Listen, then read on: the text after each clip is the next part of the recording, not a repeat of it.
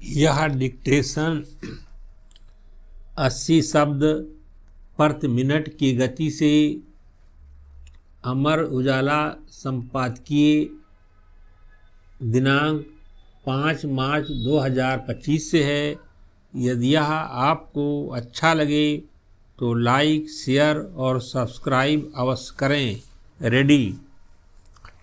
नीति आयोग के महिला उद्यमिता मंच, ट्रांस यूनियन सिविल और माइक्रोसेव कंसल्टिंग की ताज़ा रिपोर्ट देश में महिलाओं की वित्तीय प्रगति और क्रेडिट जागरूकता में उल्लेखनीय वृद्धि को उजागर करती है, जो सशक्त होती महिलाओं का प्रतीक तो है ही, इससे आर्थिक वृद्धि में उनके बढ़ते योगदान की झलक भी मिलती है।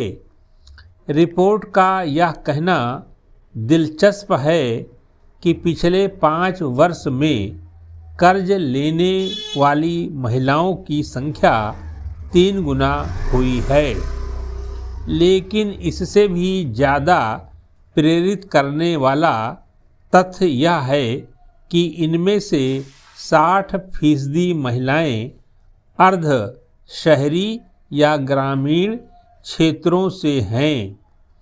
उल्लेखनीय है कि महिलाएं देश की आधी आबादी का निर्माण करती हैं। इसके बावजूद सकल घरेलू उत्पाद ब्रैकेट में जीडीपी में उनकी भागीदारी महज 18% है। अंतर्राष्ट्रीय मुद्रा कोष ब्रैकेट में IMF के अनुसार अगर देश की श्रम शक्ति में महिलाओं की भागीदारी पुरुषों के बराबर हो जाए तो जीडीपी 27% तक की वृद्धि हो सकती है। पिछले कुछ वर्षों में जन धन योजना, मुद्रा योजना और स्टैंड अप इंडिया जैसी पहलों ने महिलाओं को बैंकिंग प्रणाली से जोड़ने और उन्हें स्वरोजगार के अवसर प्रदान करने में महत्वपूर्ण भूमिका निभाई है। इसके अलावा डिजिटल भुगतान की पहुंच बढ़ने से भी छोटे शहरों की महिलाओं के लिए कर्ज लेना और उसे प्रबंधित करना आसान हो गया है।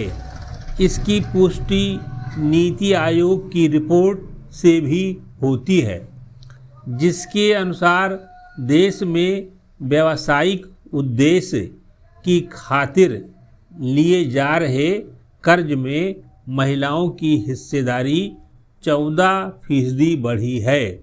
बात सिर्फ कर्ज लेने की नहीं, रिपोर्ट से यह भी पता चलता है कि वे नियमित रूप से अपने क्रेडिट स्कोर पर भी नज़र रख रही हैं। नेशनल स्टॉक एक्सचेंज की कुछ ही महीने पहले की रिपोर्ट बताती है कि देश के शेयर बाजार में निवेश करने वाला हर चौथा निवेशक महिला ही है।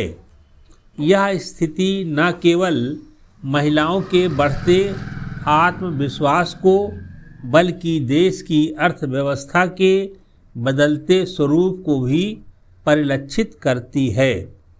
यह इसलिए भी महत्वपूर्ण है कि महिलाओं की वित्तीय स्वतंत्रता परिवारों की आर्थिक स्थिरता के लिहाज से ही नहीं, समाज के समग्र विकास के लिए भी जरूरी है।